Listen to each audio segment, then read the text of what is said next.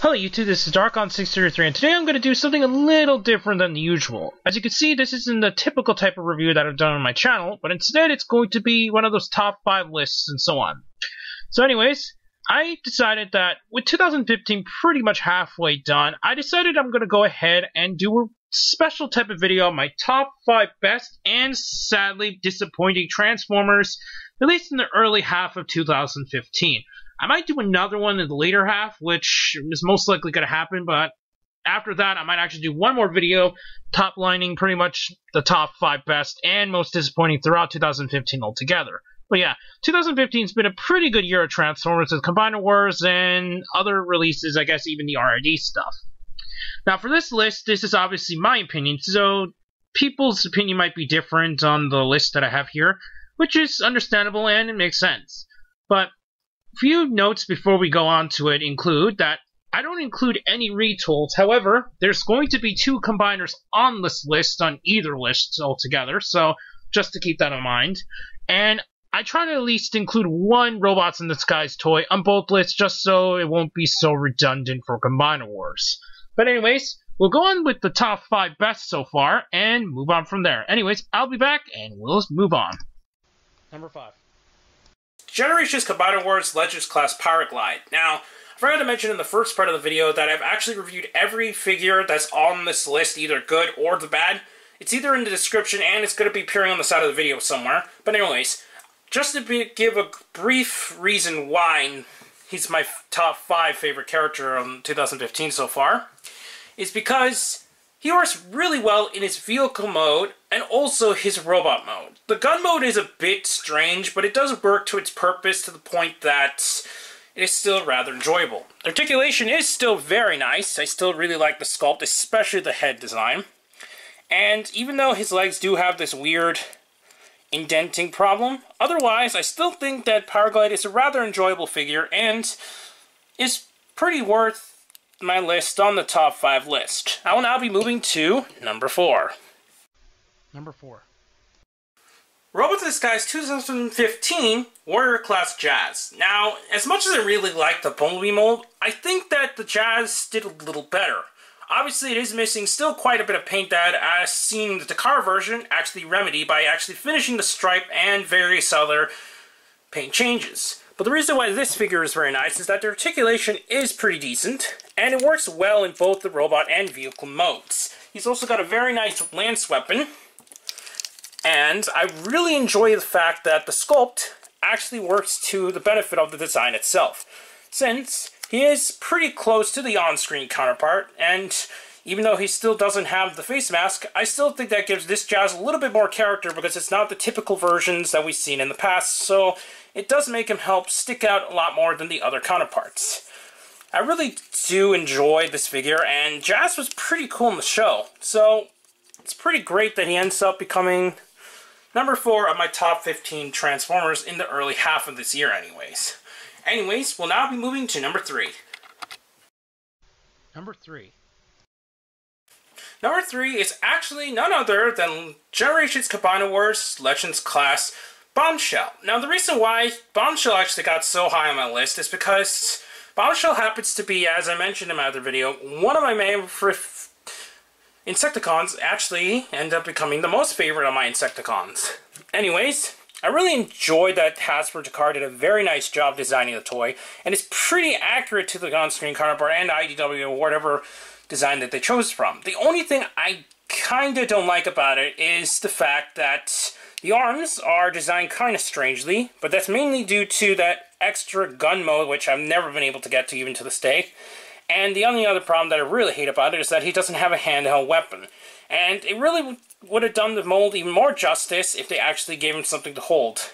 The Takara version really outdid the mold and did one step better. Obviously, the only major difference is that they have put the Decepticon sticker as the other Robots in Disguise figures because they actually released it under the Transformers Adventure toy line instead of Unite Warriors or whatever they're going to be calling this line. But I still think he really works well in both his robot and beast modes, and I rather enjoy this figure. Anyways, we'll now be moving to number 2. Number 2. And number 2 is none other than Transformers Generations Combiner Wars Superion. Now, as you can see, I actually put it with the Quick Slinger, or known as the Slingshot combination, because I think that really does help the mold give a lot more justice. Not just because it is the G1 design and a lot more accurate, obviously, because of that, but as much as I like the helicopter, I think it definitely worked well as blades than it ever did as Alpha Bravo on its own, which is kind of a hint which you'll be seeing on my top 5 disappointing, which you'll see soon. But anyways, I think they did a fantastic job designing the toy, and it really works well in all the modes, and even in the combination mode, I'm actually really impressed with this combination, and so far actually ended up becoming my top 1 Transformer, or top 1 combiner, should I say, of the early half of 2015. Bruticus is just around the corner, and supposedly Computron is on the way soon too, and obviously Devastator. But since I do not have those on hand since they don't exist yet, at least released-wise, I can't exactly comment on them. So that for now, Superion's actually my number 1 combiner so far, and I think they did a very nice job for it. Now, you might be wondering what exactly topped this one off. Well, you'll see in a minute what actually ended up becoming my top first Transformer of the early half of 2015. And my number 1 best Transformer for the early half of 2015 is Transformers Generations Combiner Wars Leader Class Ultra Magnus. Now, there is some faulty problems with the design, as I mentioned in my review for the figure, but I actually don't think it has that much against it, since the overall design is top-notch, and it's very nice. We finally got an Ultra Magnus after all these years. For a while, the G1 actual toy was the top Ultra Magnus figure released in the releases, non-third-party wise, and I'm very impressed that after all these years, I finally was able to get a hold of pretty much the best Ultra Magnus design, at least by the official companies, and not obviously something like fans projects and so on. But the only fault that I really have about it is, obviously, as I mentioned in my video, the defect, should I say, issues of my Minus Ambus, which is inside his chest right now, and the fact that the guns can hold very well in his hands. But just that alone really didn't give it that much fault to make it lower on my list. And then to becoming the top first Transformer of early half of 2015, and I'm very impressed with the design of the figure. Now, obviously, where there's good, there's also bad. So unfortunately, we'll now be moving to my top 5 most disappointing Transformers of 2015. number 5. 2015 has been so far a very strong year of Transformers, but unfortunately, as I mentioned, there are some weekends that I personally do not like as much as the other Transformers released this year. And unfortunately, number 5 goes to Generations Combiner Wars Legends Class Groove. Now, the only reason why he's on the list and not actually higher, which is the good part, is that he does look very nice on his own. The design isn't too bad, and it works well in terms of the scale, as I mentioned in other videos. The only thing I give it some issues with is that mine is incredibly loose, and because of the way that it's designed in some cases, it looks like it's a figure that can easily get loose over time. Also, the combinations, although I have found a way to connect it better onto Defensor's chest a lot better now, it just doesn't really work that well in terms of design, and I wish there was a way you can actually combine it officially to Rook so that you can give it to a little better of the motorcycle leg design without actually having the new deluxe mold that Takara is going to release. Now, because of that, unfortunately, Groove ended up becoming a part of my most disappointing list of the early half of 2015. But because design is still pretty cool and so on, at least it's on the bottom of the list. Unfortunately, for the next ones, they didn't work out so well. Number 4. Now, number 4 on the list is Transformers Generations Combiner Wars Deluxe Class Alpha Bravo. Now, I'm actually not really giving it to Alpha Bravo that he himself is the issue on the list. But the fact that, looking at Blades, this figure just seems very weak compared to it. Blades was definitely the better repaint. It was inevitable that we'd go straight into changing that into Blades and once again into Vortex. Now, the reason why he's on the list is, one, I am slightly kind of iffy when it comes to the character in the IDW comics, since I understand that a lot of fans might have not been the most happy when the character was introduced in the comics after they supposedly killed off Slingshot, or Quickslinger, at least what Hasbro is listed under.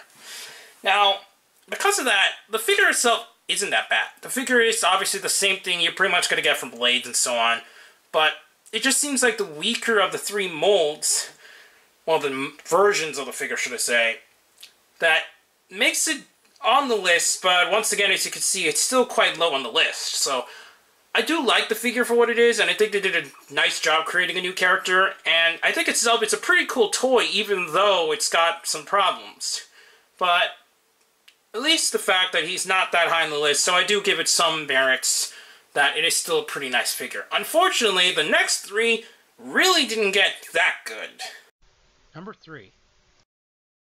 Now, Transformers Robots in Disguise Warrior Class Steeljaw, unfortunately, is pretty high on the list. It's pretty much in the in-between since it is number 3, but as you can see, the reason why I hate this figure is for major reasons. The character in the show is still very good. I really like the entire first season of Robots in Disguise. Obviously, there were some episodes that just didn't really mesh in very well like the others, but I still think it was still a pretty good series, and although it obviously cannot live up to Prime, I still liked it for what it was. Now, the reason why Steeljaw is so high on the list here is because of the design itself kind of makes it hurt the overall impression. His arms are very skinny, and it's got a lot of open gaps in there due to transformation, and the elbows itself is hard to pull out, and it's kind of scary to even bend it because of the way the design is. I'm not sure if that's a defect on mine, but I don't know, I just don't really like it. Now, obviously this figure kind of actually got released last year, but since it's technically throughout to 2015, since it was majorly released this year, if I remember correctly, I kind of push it towards the 2015 mark rather than the 2014 mark, so I'm just going to leave it on this list for what it is, since it is a part of the 2014 to 2015 cartoon, so I'm going to leave it as it is. But anyways, I still think the figure could have done a lot better, and I really hope that if they continue to make new Decepticons, I really do wish they make it better. Now, obviously, one of the major reasons with this toy is because of balancing, but other than that, I don't know, this figure just didn't work out so well. Now, that doesn't mean it ends up becoming the worst figure, because unfortunately the next two figures is where I really start kind of getting a little annoyed about. Number 2. And my second worst Transformer so far that I've been very disappointed by this year is Transformers Robots in Disguise 2015 Sideswipe. Now, the toy itself and design is pretty accurate to the on-screen counterpart, so I do give it props there. Unfortunately, the construction of the toy, on the other hand, really hurts it. The pegs don't work in together, as I'm just going to briefly mention. The rest of the video can be seen in the videos below. And the lots of translucent parts make it very scary to even transform in the first place. Now, for those who already known about the original Robots in Disguise cartoon, a chunk of the toys suffer the same problems with translucent parts becoming a major part of the transformation. And unfortunately, this figure also suffers from similar issues, since his entire arms, if I've seen, is actually made of translucent plastic, at least from the sides here and so on. So unfortunately, this figure just gets really high on my list of disappointing. Another problem, as I mentioned, is that these don't peg in very well, and they kind of get loose. And I really hate the fact that they haven't found a way to peg it in much better.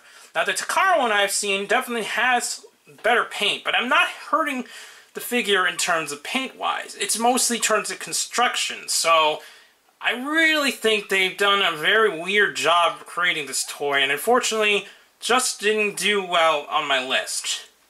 That being said, if you haven't seen my videos by now, the top most Transformers, the top most disappointing Transformer on this list is kind of a dead giveaway. And my most disappointing Transformer from the early half of 2015 is Transformers Generations Combiner Wars Menasor. Now, it's pretty much a dead giveaway, as I mentioned in Part 4, that this figure ends up becoming the worst figure for me in the early half of 2015 for major issues. I think the figure is just, the design is a little too loose, and the way that they designed Mortar Master really hurts the figure, and it causes a lot of balance issues, and the fact that Blackjack likes to pop off a lot. The fact that you actually need to get a third-party upgrade kit just to make the toy even stand very properly and other things is a big no-no in terms of toy construction. It kind of shows you that it seems like Hasu Takara worked harder to release the Autobot Combiner, which ended up becoming a very clean transformer, especially in terms of articulation, and no major issues besides the fact I have seen problems with Silverbolt, though mine is fine, so nothing against that.